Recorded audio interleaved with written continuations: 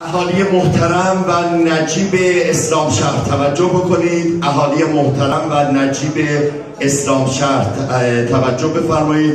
این فرهیخته شیک پوشی که کنار من هست، من اول فکر کردم مدل واقعا لباس و اینا هستن، بعد دیدم نه، جناب آقای مرتضی سلطانی هستن و لوازم خانگی میفروشن در اسلام شهر و ایشان الان در هتل اسپیناز در سمینار میکرولب شرکت کردن و تخفیف گرفتن که بتونن این تخفیف ها رو به شما منتقل بکنن. ارزان ترین جایی که میتونید شما کالای خانگی تهیه بکنید فروشگاه ایشان هست، جناب آقای مرتضی سلطانی. خداوند به شما برکت بده. آدرس کامل فروشگاهتون هم بفرمایید.